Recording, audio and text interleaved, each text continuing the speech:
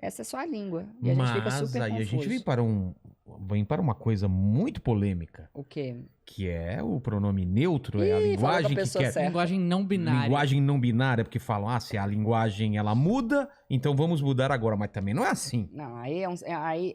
Elo. Não, não aí é é ele carnaval. nem ela, é elo. Ah. Não é, Não. menino nem menina, é menine. Menine. o nome disso é palhaçade. É, palhaçada. Meu filho, ele ia adorar essa linguagem, porque ele tá no sapo, o CIP, no LIV, o PIP, Kini. Ele já tá aprendendo linguagem neutra sem você saber, né? Tá vendo? ECP no LVP perqueneque. É um absurdo. É um absurdo. E eu não entendo, porque a linguagem ela não é preconceituosa. Preconceituoso é quem usa a linguagem, né? A linguagem em si ela é um instrumento, entendeu? Eu não consigo ver. E a gente tem várias palavras também que elas não designam, por exemplo, presidente, né? Presidente é para homem, para mulher, né? E qual que é? Por que nasce isso? Por que se faz um alarde? Às vezes a gente também fica muito preocupado e é uma parcela muito pequena também que faz esse barulho e a gente fica preocupado também. Exato, nem 2%. É, exatamente. Vamos lá. O dialeto não binário eu chamo de dialeto porque Deixa eu só trazer um pouquinho pra cá. Aí. é um modo de falar, né, de um grupo específico, marginalizado, e isso que designa o que é um dialeto, né?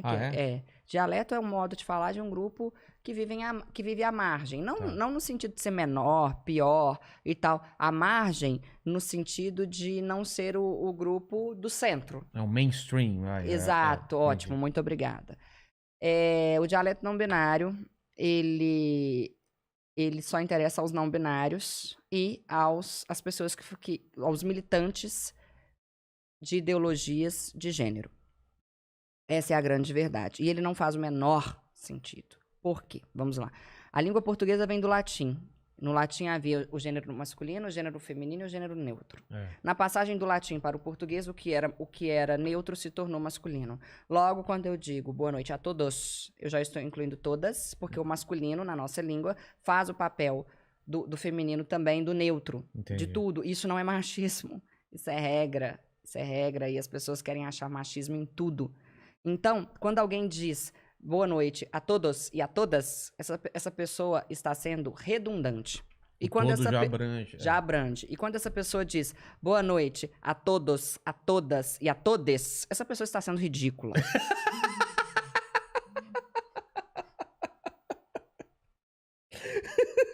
Com certeza. Ridícula. Tá. Então, esse é o primeiro argumento. O segundo argumento dizem que o dialeto não binário existe para que as pessoas sejam incluídas, né? Mas, na verdade, ele exclui as pessoas. Por que ele exclui? Ele exclui quem tem dislexia. Imagine uma criança na escola, lá no processo dela de alfabetização, de não sei o que e tal, tentando de aprender paralelamente um outro modo de escrever e de falar.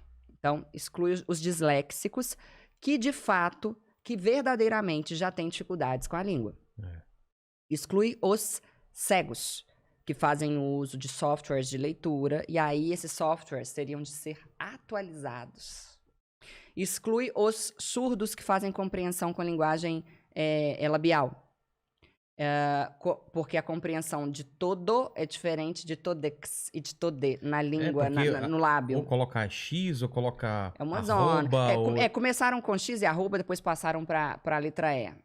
Mas aí as empresas estão usando muito X também no bom mocismo delas, né? E tal.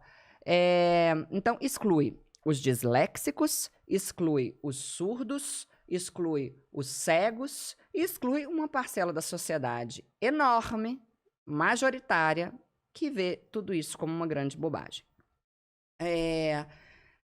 Que mais? Aqui a gente tem a Academia Brasileira de Letras. Na França, lá eles têm l'Académie Française, que é um órgão que tem a mesma função. E lá eles se pronunciaram há mais tempo dizendo que se trata, abre aspas, de uma aberração linguística. Fecha aspas.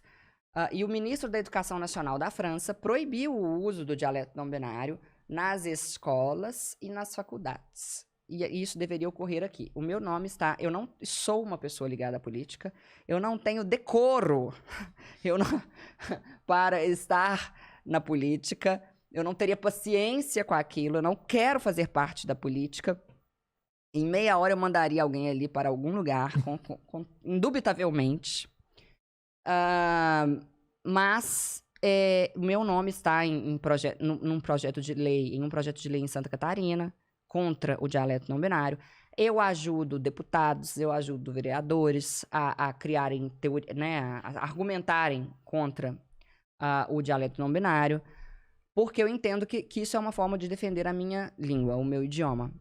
Que não é fácil, né? Já é difícil a gente estudar e saber falar o idioma corretamente. Exato, a gente ainda vive vai complicar ainda mais. Isso.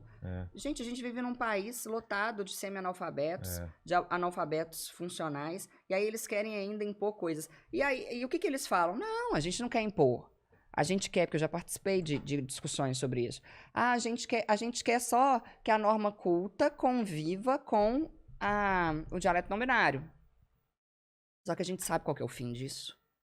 É muito bonitinho, é fofo, sabe? E tal. Mas no fim a gente caminha, sim, para uma exclusão paulatina do nosso idioma, da norma culta, na verdade. A gente caminha para uma desvalorização paulatina da norma culta. O ministro da Educação francesa, o ministro da Educação Nacional, porque lá se chama ministro da Educação Nacional. Só uma coisa antes disso. As pessoas não têm noção de o quanto a língua ela faz parte da compreensão da gente como indivíduo, né? Eu ia falar isso agora. Não é? Você vê o americano, quanto ele tem o inglês, o português, o francês. Todo mundo tem orgulho da língua que fala, do respeito à história dele. E aqui parece que tudo isso é besteira, né? Esse movimento é um movimento que também está ocorrendo na língua inglesa, em todas as línguas. Mentira, não posso falar que são todas, mas em várias. No Canadá já está tendo um problema, né? De você até ser preso ou ter que pagar multa se você não usar esse tipo de linguagem ou alguma coisa parecida, né? Eu ouvi falar disso, eu não tenho dados, mas eu ouvi falar disso, que o Canadá era o lugar em que... Que você pode ir preso se você não usar o tratamento correto, né? Mas até eu perguntei, tem um trecho com a Nani muito bom, você pode falar sobre isso com ela também, porque ela tem uma opinião muito forte sobre isso. E ela também acha besteira e tal. E aí eu vejo, por exemplo, os trans que tiveram tanto trabalho para ser tratado como como ser tratado como ela, e de repente chega um pessoal falando, não é mais ela, é elo. Assim, estão perguntando para as pessoas, porque parece um grupo que está querendo falar para um monte de gente, e essas pessoas, elas nem foram consultadas, né? Então, se você... Mas de acordo com eles, desculpa te interromper, de acordo com eles, a pessoa não binária, que não se identifica nem com gênero feminino, nem com gênero masculino, ela pediria para ser tratada assim. Pelo que eu tô entendendo, você olha pra Nani, você vai falar ela. Sim. Olha pra você e fala ele. Mas o não binário falaria por favor, pronome neutro, entendeu? Linguagem não binária. Pelo que eu entendi, porque também são uma zona. Eu entendi isso, e tem pessoas que falam não, que essa linguagem vai substituir aquilo que a gente tava falando. Em vez de tratar tudo quando é genérico, vai ser linguagem neutra. Pelo amor de Deus, então tomara que eu morra antes. Então, em vez de falar ele ou ela, não, já fala elos, e aí já é todo mundo. Agora, sabe o que me dá muita... Não sei, alguém no chat aí pode ajudar a gente também pra saber como que tá isso. Sabe o que me dá raiva? O Max foi mais rápido. O que ele falou? Ele puxou uma matéria aqui, ó. Canadá aprovou uma lei que criminaliza o não uso de pronomes neutros para quem exigir ser tratado por eles. Sim, a gente falou isso em algum podcast aqui acho que, se não me engano, foi com o Rolandinho. Pode falar. Aí a chamada é aqui. Quando uma lei semelhante será aprovada no Brasil para obrigar pessoas a usar ILE? Tomar banho. Então. Vai aprovar o tipo de lei, gente? Lei para alfabetização das pessoas. Olha só que interessante. Mas você ia falar alguma coisa sobre a França, eu te cortei, só para você não perder a linha. O ministro da Educação, da Educação Nacional, lá na França, ele falou, e eu concordo com ele, que esse dialeto, em que ele é prejudicial? Ele é prejudicial principalmente na interpretação de um texto. né? Para você entender o que está escrito, gente. É outra língua. Então, na interpretação, para você escrever, enfim. E outra coisa, é arbitrário.